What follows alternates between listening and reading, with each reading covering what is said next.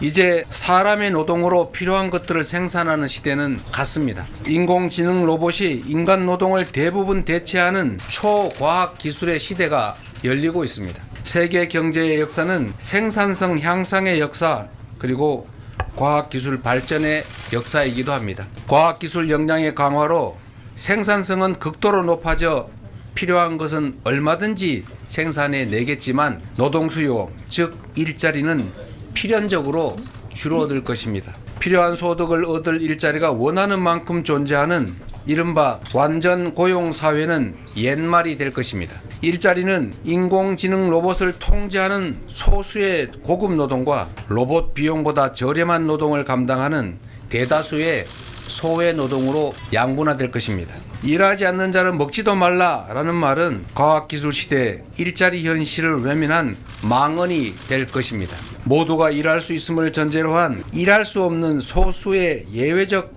존재를 보호하는 복지제도는 이제 그 한계를 적나라하게 드러내게 될 것입니다. 소득에 기초한 소비가 없으면 초과학기술에 기반한 생산력이 아무리 높아도 경제의 정상순환과 지속성장이 불가능합니다. 높은 생산성의 토대인 과학기술은 모두의 공유자산의 일부인 것이고 구성원의 기본적인 삶이 보장되어야 공동체가 유지 존속할 수가 있습니다. 결국 소득, 주거, 교육, 금융, 에너지, 의료 이런 모든 삶의 영역에서 구성원의 기본적인 삶을 권리로 인정하고 함께 책임져 주는 기본사회는 이제 피할 수 없는 미래입니다. 구성원의 기본적인 삶과 적정한 수준의 소비를 보장하지 않을 수가 없습니다. 기후위기에 따라 재생에너지가 화석연료를 대체하는 에너지 전환은 이제 당면한 우리의 현실이 됐습니다.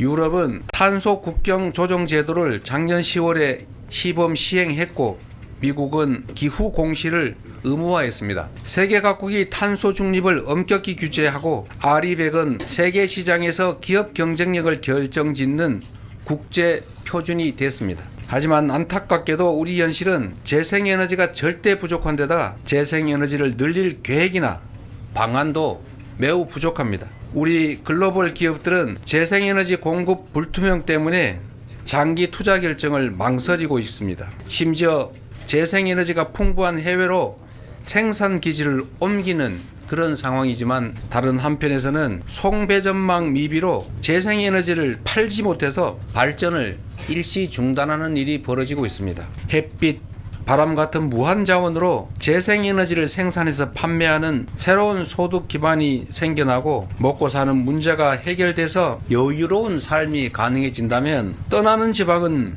저절로 돌아오는 지방으로 바뀔 것입니다. 신안군은 태양광 발전 소득의 일부로 주민에게 소액의 햇빛연금을 지급하며 향후에 그 지급액을 늘려갈 계획인데 전국 지방자치단체 중에서 유일하게 섬으로만 이루어진 매우 어려운 군이지만 이 소액의 햇빛연금만으로도 유일하게 인구가 늘어나는 군이 됐습니다. 코로나 백신 개발로 유명한 모더나디에는 미 국립보건원과 국방성 연구부서가 있었습니다. 20년 동안 딥러닝 연구를 지원한 캐나다 정부가 있었기 때문에 토론토 대학교가 인공지능의 메카가 된 것입니다. 안타깝게도 우리나라 AI 인재들은 더 좋은 환경과 지원책을 찾아서 해외로 빠져나가고 있습니다. 지난 10년간 인재들이 매년 3만 명씩이나 해외로 이주했다고 합니다. 놀랍게도 석사 출신 인재의 40%가 국내가 아닌 해외에서 일하고 있습니다. 정답이 있는 연습 문제만 풀어온 우리 사회가 인공지능 시대로 제대로 진입하려면 혁신적인 도전과 실험을 장려할 뿐만 아니라 실패를 자산으로 삼는 문화가 만들어져야 합니다. 지금 시장은 다품종 소량 생산을 넘어서서 개인 주문 생산으로까지 발전하고 있는데 우리 교육만 여전히 대량 생산 시대에 머물러서 수십 년 전 내용을 똑같이 모두에게 가르치고 있습니다. 이제 창의적으로 사고하고 질문하는 능력을 키우는 미래 교육이 절실합니다. 아시는 것처럼 대한민국은 전 세계에서 산업 현장에 로봇이 가장 많은 나라입니다. 그만큼 일자리는 줄고 위기감은 나날이 커지고 있습니다. 인공지능과 신기술을 통한 생산성 향상은 반드시 노동시간 단축으로 이어져야 합니다. 노동의 양으로 승부하는 시대는 이미 지났지만 대한민국 노동자들은 여전히 세계에서 가장 오래 일하는 사람들 중 하나입니다. 노동 시간을 단계적으로 줄여서 먼저 주 4.5일제를 자리 잡게 하고 최소한 2035년까지는 주 4일 근무제로 가야 합니다. 과학기술 중심의 신문명 사회로 변모하면서 필연적으로 맞닥뜨릴 이 위기를 기본사회로 대비해야 합니다. 소득, 주거, 금융, 의료 등 우리 국민의 기본적 삶을 우리 국가 공동체가 함께